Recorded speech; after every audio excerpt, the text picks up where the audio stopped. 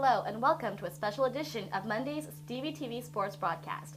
We're here to give you all the details behind UCLA's 100th NCAA Championship. I'm Sophia Chang. And I'm Courtney Bowman. There's a lot to tell you about this historic accomplishment, so let's get started.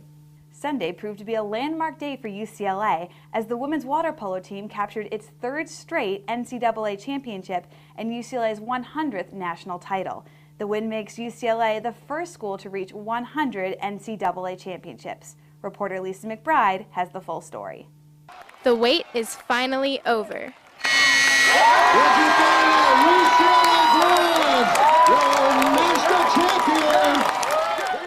Sunday, May 13th, will go down in UCLA history as the day the women's water polo team took home the school's elusive 100th national championship. Defeating the Stanford Cardinal, this victory proved even sweeter as it was the team's third consecutive national title. Despite the domination that a three-peat seems to indicate, it wasn't an easy ride to the top for the Bruins. It's something they had to battle for during the season and in the tournament. Coming off their MPSF tournament championship win over Stanford, the second-seeded Bruins kicked off the tournament on Friday with a match against Division III Pomona Pitzer. Though the Sagehens won the opening sprint, that was the only advantage they had over the Bruins all day, as UCLA's tough defense and powerful offense downed Pomona Pitzer 22-0. The highlight of Friday afternoon's matchup came at the beginning of the fourth period when senior driver Kelly Rulon scored the 236th goal of her career, making her the Bruins' all-time leading scorer. It was a title formerly held by current UCLA assistant coach Coralie Simmons. Rulon admitted that although breaking the record was a great personal accomplishment, she had other postseason priorities. I mean, it's cool and it's a great accomplishment, but at the end of the day, I think we're all here to win a national championship. UCLA thus advanced to Saturday's semifinals, where they faced a more formidable opponent in USC. And though Friday may have been Rulon's day in the spotlight, Saturday belonged to Casey Kunkel and Courtney Mathewson. Senior center forward Kunkel's stellar play resulted in two clutch third-period goals, and then Mathewson followed up. The junior driver scored 2 goals in the fourth period to give UCLA the 7-6 victory. She scored her final goal with about a minute left in regulation after USC executed a trick play to tie the score at 6. Kelly Rulon made a steal in the final seconds to seal the deal and send the Bruins to the championship round. It was the Bruins' 4th win over the women of Troy this season, and in true crosstown rivalry fashion, all 4 games were decided by a single goal. I don't know if there was a whole lot of finesse going on today.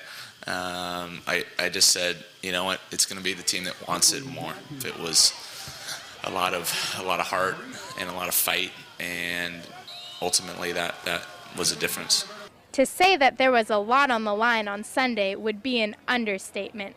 After a year of postseason letdowns in sports such as soccer, basketball, and volleyball, there was a lot of pressure on the Bruins squad to deliver not only their 3rd championship in a row, but the school's 100th. And deliver they did, facing a top-seeded Stanford squad that had beaten them twice during the regular season. The Bruins took control early on and never let up. UCLA junior driver Gabrielle Dominic won the opening sprint, and minutes later, Mathewson notched the first goal of the game. And it was the first goal in what would be a hat trick for Mathewson. UCLA held the lead for the rest of the game due in part to the standout defensive efforts of senior goalkeeper Emily Fair, and the goals scored by Mathewson and junior defender Jillian Krause. Though Stanford threatened in the fourth period when Lauren Silver and Kira Hillman scored 3 quick goals between them, the Bruins held on to win 5-4. Given the significance of the win, both to the squad and the school as a whole, it's no wonder the team's accomplishment caused such a splash.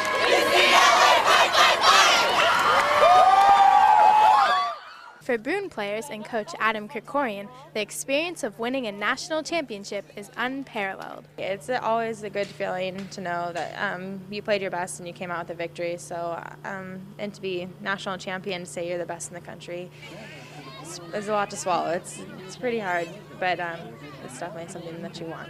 It's been a pleasure to coach these girls. They're an unbelievable group of girls, and I'm going to remember this year, whether we won or not, going into this game, I was going to remember this year as being one of the most special years that I've ever had the opportunity to coach, and that's because of the players behind me and the great coaches I had the opportunity to work with. Krikorian even found himself in the pool at the end of the game. When you hit the water, it's more about survival actually when you hit the water because I'm kind of fat and out of shape, and so I can't swim very well, and you add the clothes and it becomes a real difficult thing.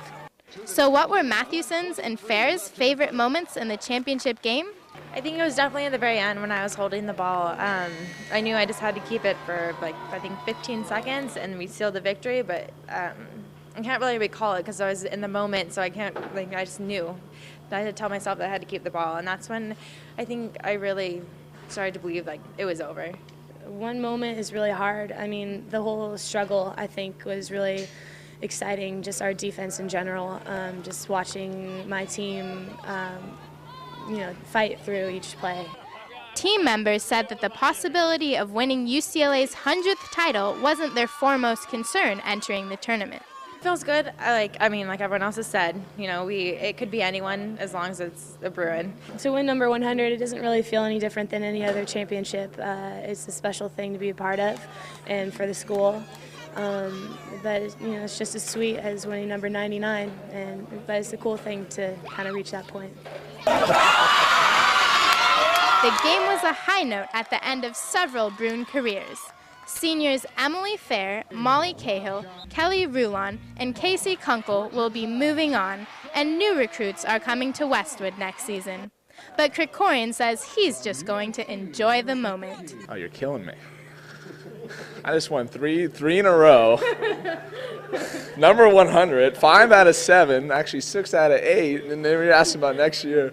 Next year's going to be great too. There's still a lot of great kids. We got a couple good kids coming into the program next year, and next year will be great. But that's the furthest thing from my mind.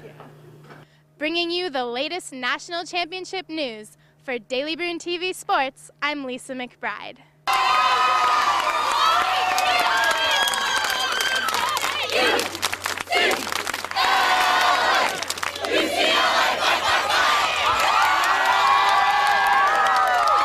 UCLA certainly has come a long way from winning its first national championship in men's tennis in 1950. Stay tuned to DBTV during the week for continuing coverage of the celebrations surrounding this milestone. The water polo team isn't the only Bruin squad in the hunt for a championship recently. The 9th-ranked UCLA men's tennis team advanced past 2 rounds of the NCAA tournament this past weekend. Reporter Josh Leamer has the story. The 9th-ranked UCLA men's tennis team got off to a quick start in the first round of the NCAA tournament on Friday, defeating UNLV 4-0. UCLA's first point came from the doubles matches. On Court 1, the team of Benjamin Kalafel and Philip Grundler soundly defeated UNLV's Brett Hunter and Elliot Ronsky 8-2, while the Haitham Abid and Chris Surapol team took care of business for the Bruins at Court 2, giving UCLA a 1-point lead going into the singles matches. Benjamin Kalafel, the 4th-ranked singles player in the nation, and his doubles partner Philip Grundler then defeated Ronsky and Hunter again, this time on separate courts in the singles matches. Each defeated their rebel opponent in 2 sets, with identical 6-2 and 6-1 scores. With UCLA up 3-0, Matthew DeHane clinched the win with the 6-2, 6-2 win over David Campbell. The win moved UCLA to the second round of the tournament on Saturday, where they finished off Texas Tech 4-0 in similar fashion. With the wins over UNLV and Texas Tech, the Bruins advanced to the NCAA round of 16 in Athens, Georgia, where they will next face Oklahoma State. Time will tell if the team will be able to bring back another NCAA championship. For Daily Bruin TV, this is Josh Leamer. The women's tennis team advanced in the tournament as well, defeating Quinnipiac and Florida State over the weekend. Next, they head over to Athens, Georgia to play Northwestern in the Sweet 16. The baseball team didn't fare quite as well as the tennis and water polo teams did this weekend, as they were swept by Arizona State in Tempe this weekend, in the process losing the #1 spot in the Pac-10 to the Sun Devils. Though softball split their series with the Sun Devils, they received a number 12 seed in the NCAA tournament and will host the Los Angeles Regional this weekend. For more information on the baseball and softball team's postseason, please visit www.dailybruin.com. Well, that's the Daily Bruin TV sports broadcast for Week 7. Be sure to check the Daily Bruin website during the week for more on the celebrations surrounding UCLA's 100th national title and the water polo team's remarkable three-peat. Thanks and have a good night.